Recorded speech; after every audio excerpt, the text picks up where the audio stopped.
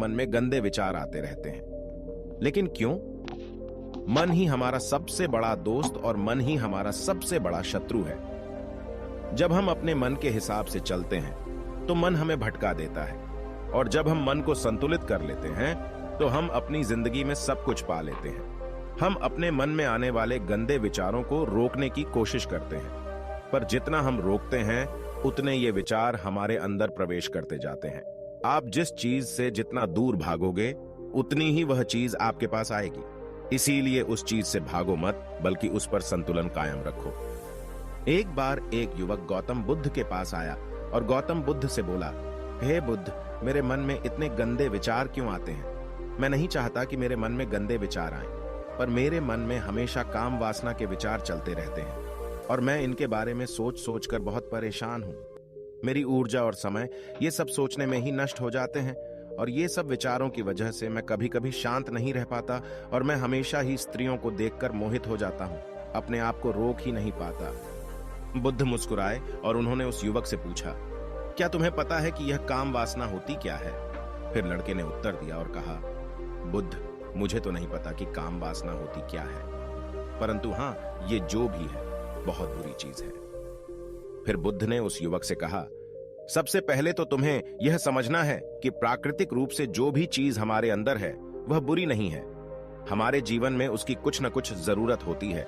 वासना कोई बुरी बात नहीं है, यह हमारे मन की एक भावना है जो हमें किसी न किसी चीज की कमी का एहसास करवाती है, और फिर हम उस चीज को पाने के लिए उस चीज की ओर आकर्षित हो जाते हैं। जैसे अगर तुम्हारे पास धन की कमी है तो तुम में धन पाने की वासना उत्पन्न हो जाएगी। इसका मतलब यह नहीं कि वासना बुरी है, बल्कि यह तो हमारे मन के एक प्रकार की जरूरत का एहसास है, और जब यह जरूरत शारीरिक हो तो हम इसे काम वासना कह देते हैं। युवक ने गौतम बुद्ध को कहा, बुद्ध, मुझे काम वासना का मतलब तो समझ में आ गया, पर आप मुझे यह बताइए कि यह आती कहां से है और कैसे आती है? गौतम बुद्ध ने कहा, काम वासना कहीं से आती नहीं है, यह तो हमारे अंदर ही होती है, और इसका होना तो जरूरी भी है, तभी तो मानव जाति का विस्तार होगा। युवक ने कहा, जब यह हमारे अंदर ही है और जरूरी भी है, तो फिर लोग इसे गलत क्यों बताते हैं? बुद्ध ने कहा, यही समस्या है। लोगों ने काम वासना को गलत तरीके से सोच लिया है, इसे छिपाने की और दबाने की कोशिश करते हैं। काम वासना गलत नहीं है, बल्कि काम वासना का गलत तरीके से प्रयोग करना गलत बात है। लोग जिसे पसंद करते हैं उसी के लिए जीने लग जाते हैं और उसके बारे में हमेशा सोचते रहते हैं, पर यह सब गलत है। बुद्ध ने युवक से कहा, क्या तुम्हें पता है कि जानवरों में भी काम वासना होती है? युवक ने उत्तर दिया, हां बुद्ध, जानवरों में भी काम वासना होती है, क्योंकि जानवर भी तो आखिर अपनी पीढ़ी को आगे बढ़ाएंगे। बुद्ध ने कहा, तो फिर हम जानवरों की काम वासना को क्यों गलत नहीं कहते? युवक ने कहा, मुझे नहीं पता महात्मा, आप ही मुझे बताइए। गौतम बुद्ध ने कहा, जानवर अपनी काम वासना का प्रयोग आनंद प्राप्ति के लिए नहीं करते, वह तो सिर्फ संतान उत्पन्न करने के लिए काम वासना का उपयोग करते हैं।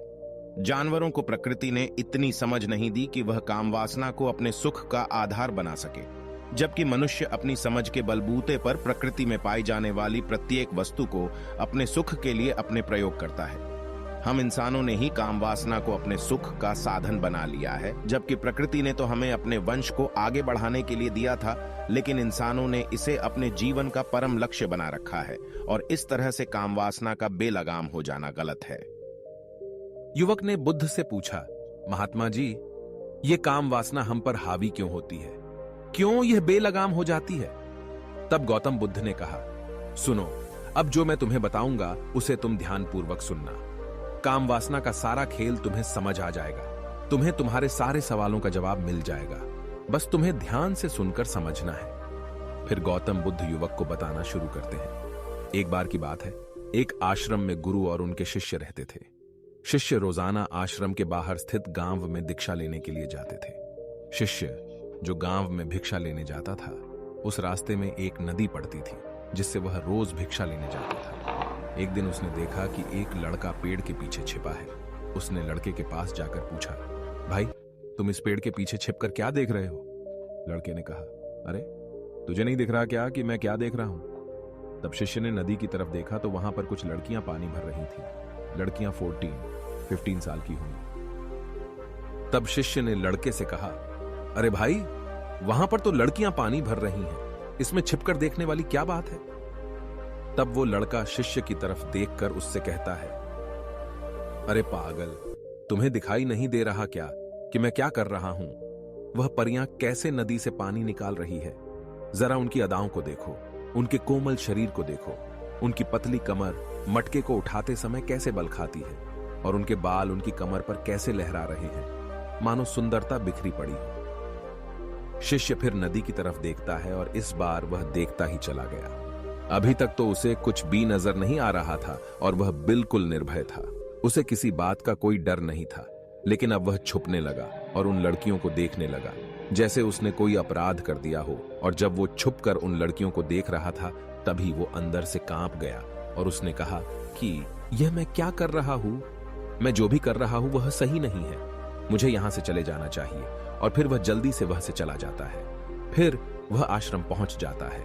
आश्रम जाकर वह अपने कार्यों में लग गया, लेकिन जो अभी वह देख कर आया था वही उसकी आंखों के सामने बार बार आ रहा था।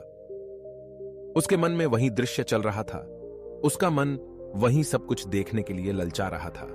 उसका किसी भी काम में मन नहीं लग रहा था। सुबह होते ही वह रोज भिक्षा के लिए आश्रम से जल्दी निकल जाता और नदी के पास वाले पेड़ के पास जाता, जहां वह लड़का पहले से मौजूद रहता था।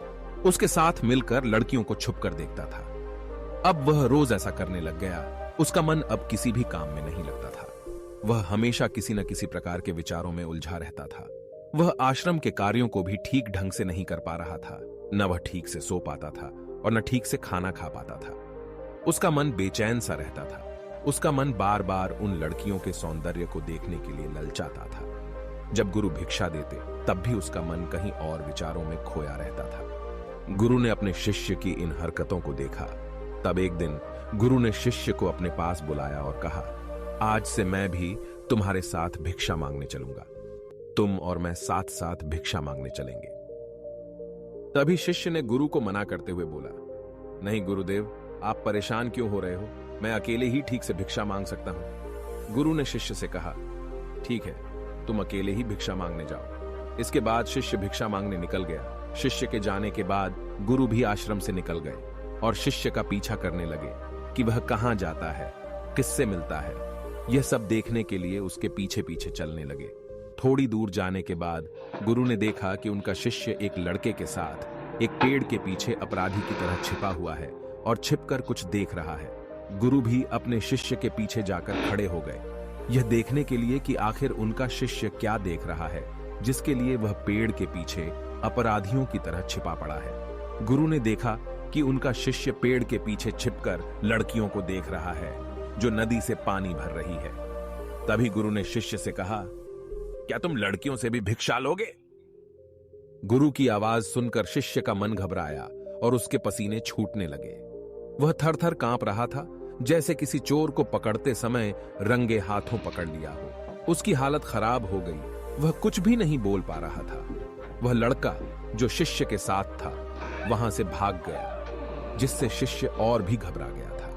उसके मुंह से कुछ टूटे फूटे शब्द ही निकल रहे थे। वह अपने गुरु से भी नजर मिलाने का साहस नहीं कर पा रहा था। गुरु ने शिष्य की ओर देखा और कहा, मेरा शिष्य तो निर्भय है, उसे तो किसी भी चीज का डर नहीं है, लेकिन ये क्या, तुम तो डर के मारे कांप रहे हो। शिष्य ने गुरु से कहा, मुझे माफ कर दो, इसमें मेरा कोई दोष नहीं है। उस लड़के ने मुझे बहका दिया था, लेकिन मैं आपसे वादा करता हूं कि आज के बाद मैं कभी दोबारा ऐसा नहीं करूंगा। मुझे माफ कर दो।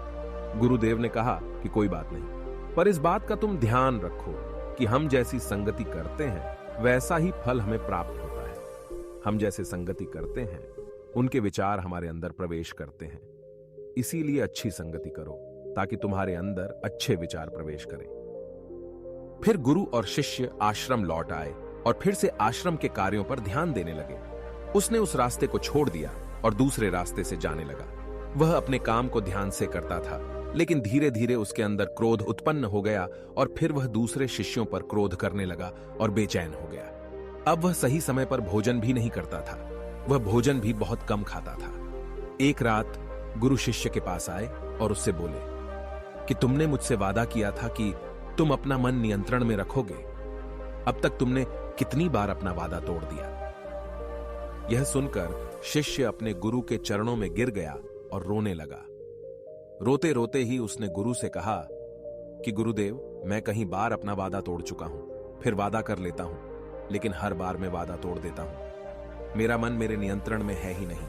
मैं बहुत कोशिश करता हूं कि मैं अपने मन से सारे बुरे विचारों को निकाल दूं, लेकिन मैं चाहकर भी ऐसा नहीं कर पा रहा हूं। फिर गुरु ने शिष्य को कहा, चलो मेरे साथ। गुरु शिष्य को आश्रम के बगीचे में लेकर गए और शिष्य से कहा, देखो यहां पर कुछ नालियां बनी हुई है जिससे नदी का पानी इन पौधों तक आ रहा है, और यह पानी निरंतर भाव से बह रहा है। क्या तुम इस पानी के बहाव को रोक सकते हो? शिष्य ने कहा, हां गुरुदेव, मैं इस बहाव को रोक सकता हूं। फिर शिष्य ने मिट्टी उठाकर उस नाली के छोर पर डाल दी। वह पानी थोड़ी देर के लिए रुक गया और फिर थोड़ी देर बाद उस रेत के ऊपर से पानी आया। गुरु ने शिष्य से कहा, अरे ये क्या, ये पानी तो रुका ही नहीं। फिर से उसने कुछ कंकर पत्थर उठाकर उसे नाली में डाल दिए और फिर थोड़ी देर के लिए पानी रुक गया, लेकिन फिर थोड़ी देर बाद ही उन कंकर पत्थरों के ऊपर से पानी निकल आया। गुरु ने कहा, शिष्य यह क्या हुआ? पानी तो फिर से आ गया। तुम तो बोल रहे थे कि तुम इसे रोक दोगे। क्या हम किसी चीज को पूरी तरह से रोक सकते हैं? तब शिष्य ने कहा, कोई बात नहीं गुरुदेव, मैं इस पानी को तो रोक कर आपको दिखाऊंगा। फिर उसने एक बड़ा सा पत्थर लेकर आया और उसे नाली पर डाल दिया। पानी रुक गया। तब शिष्य ने गुरु से कहा, देखा गुरुदेव, मैंने कहा था ना कि पानी को मैं रोक दूंगा। मैंने पानी को रोक दिखाया। आपकी बात मैंने पूरी कर दी। गुरु मुस्कुराए और बोले, अच्छा जरा ध्यान से देखो, पानी रुक गया है क्या? वो तो पीछे की नाली तोड़कर बाहर आ गया और अगल बगल से बह रहा है। और ध्यान से देखो, इस पत्थर के आगे भी आ गया और यह पानी अपना रास्ता बदलकर फिर से आगे की तरफ बह जाएगा। फिर थोड़ी देर बाद ऐसा ही हुआ। फिर गुरु ने शिष्य को समझाया, तुम्हारे साथ भी तो ऐसा ही चल रहा है। तुम बार बार प्रयास कर रहे हो, बड़े से बड़ा प्रयास कर रहे हो, पर हर बार तुम्हारा प्रयास टूट रहा है और यह हमेशा टूटता ही रहेगा। यह पत्थर तुम्हारा प्रयास है और यह पानी तुम्हारे विचार। तुम कितना भी बड़ा पत्थर रख लो, लेकिन पानी तो अपना रास्ता बना ही लेगा। यह देखकर शिष्य ने पूछा, हे गुरुदेव, क्या कोई तरीका नहीं है जिससे मैं गंदे विचारों से बाहर निकल सकूं? गुरु ने कहा, एक तरीका है। यह पानी जिस नदी से आ रहा है, तुम वहां से इस पानी का रास्ता ही बदल सकते हो। गुरु शिष्य को एक नदी के पास ले गए जहां से उस बगीचे में पानी आ रहा था। गुरु ने शिष्य से कहा, वो पानी इसी नदी से जा रहा है। अगर हम यहीं से उसका रास्ता बंद कर दें जहां से पानी बगीचे में जा रहा है, तो क्या हम पानी को रोक नहीं सकते? शिष्य ने कहा, हाँ गुरुदेव, अवश्य ऐसा हो सकता है। मैं इस पानी को यहीं से बंद कर देता हूं।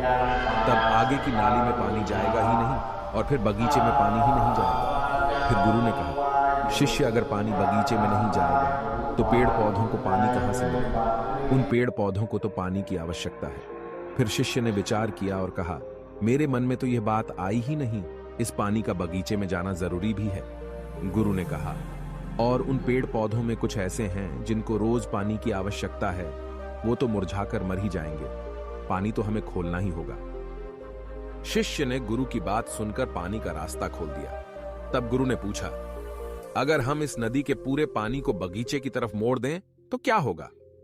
शिष्य ने उत्तर दिया, गुरुदेव, वहां पर जितने भी पेड़ पौधे हैं वो सब गलकर नष्ट हो जाएंगे और वहां पर कुछ नहीं बचेगा। गुरु मुस्कुराए और बोले, तुम इस बात को समझो, हमें किसी भी चीज को रोकना नहीं है, बस हमेशा संतुलन बनाए रखना है। कम पानी से भी पौधे नष्ट होते हैं और ज्यादा पानी से भी पौधे नष्ट होते हैं। हमारा जीवन संतुलन से ही चलता है। गुरु ने शिष्य से कहा, अगर मैं तुम्हें कुछ कहूं कि तुम आम के बारे में मत सोचो, तो तुम्हारे मन में सबसे पहले किसका चित्र आएगा? शिष्य ने बोला, गुरुदेव, मेरे मन में तो पहला चित्र आम का ही आएगा। गुरु ने कहा, जब हम गंदे विचारों को जबरदस्ती रोकने का प्रयास करते हैं तो वे और भी मजबूती से हमारे अंदर प्रवेश करते हैं। इसीलिए हमें उन्हें कभी भी दबाने की कोशिश नहीं करनी चाहिए। फिर गुरु ने शिष्य को कहा, हमारे गंदे विचार बुरे लोगों की संगति करने की वजह से भी आते हैं। कभी कभी कामुकता हमारे अंदर होती नहीं है, लेकिन कुछ अश्लील लोगों के साथ रहने की वजह से ये हमारे अंदर हावी हो जाती है। फिर शिष्य ने कहा, गुरुदेव, आप सही कह रहे हैं, मैं अपने मार्ग से भटक गया था। फिर वह शिष्य उस रात बहुत ही चैन की नींद सोया। सुबह अपने कार्यों को पूरे मन से किया और फिर सुबह वह भिक्षा लेने के लिए उसी रास्ते से गया जहां वह लड़का आज भी पेड़ के पीछे छुपकर उन लड़कियों को देख रहा था। वह शिष्य उसे नदी पर गया जहां वह लड़कियां पानी भर रही थीं। उसने उन लड़कियों से पानी मांगा और उन लड़कियों में से एक लड़की ने उसे पानी पिलाया और उसे शिष्य के चरण छुए। शिष्य ने उसे आशीर्वाद दिया कि तुम्हारा कल्याण हो, जिससे कि मानसिकता सकारात्मक ऊर्जा से भर जाए। उसके चेहरे पर मुस्कान आ गई थी, जैसे कि उसे कुछ खोया हुआ वापस मिल गया हो। वह वापस अपने रास्ते से जाने लगा। तभी पीछे से वह लड़का आ गया जो पेड़ के पीछे छुपा हुआ था। वह शिष्य के पास आया और बोला, क्या बात है, आज तो तुमने नजदीक से दर्शन कर लिए, तुम तो मुझसे भी आगे निकले। तब शिष्य ने कहा, हम हमेशा दूसरों के दर्शन करने में ही व्यस्त रहते हैं, अपने दर्शन कर ही नहीं पाते। तुम कब तक इस पेड़ के पीछे छुपाते रहोगे? किसी को पसंद कर लो, उसे बोल दो। अगर वो भी तुम्हें पसंद करती है तो शादी कर लो और उससे पहले तुम कुछ बन जाओ। अपने आप को पहचान लो, ऐसे अपना समय बर्बाद मत करो। फिर वह लड़का रोज उस शिष्य से मिलने लगा और उसने लड़के को नदी पर न जाने के लिए प्रेरित किया। और फिर वह लड़का अपने जीवन में कुछ बनने के लिए संघर्ष करने लगा। तो तुमने देखा कि संगति का असर क्या होता है। अपनी संगति बदलो, अपने विचार बदलो। गुरु ने शिष्य से पूछा, क्या तुम्हें अपने सभी सवालों का उत्तर मिल गया? तब शिष्य ने कहा, हाँ महात्मा जी, आपका धन्यवाद। तब गुरु ने शिष्य से कहा कि जब तुम्हारे मन में गंदे विचार आए तब तुम अपने आप को दोषी मत मानो। यह शरीर है और यह सब इसने हजारों वर्षों से सीखा है। एक केवल तुम्हारे सोच लेने से या शपथ लेने से यह टूटने वाला है नहीं, लेकिन तुम्हारे पास वो शक्ति है, वो ऊर्जा है जिसका तुम्हें संतुलन उपयोग करना है। तुम एक जीवित ऊर्जा हो जो कुछ भी अनुभव करने के लिए स्वतंत्र है। इसीलिए तुम अपने आप को पहचानो। इस कहानी से हमें यह सीख मिलती है कि हमारे विचारों का महत्व कितना अधिक होता है। हमारे विचार ही हमारे भविष्य की दिशा को निर्धारित करते हैं। हमें सकारात्मक विचारों को अपने मन में पूरी शक्ति के साथ अपनाना चाहिए ताकि हम सही दिशा में आगे बढ़ सकें।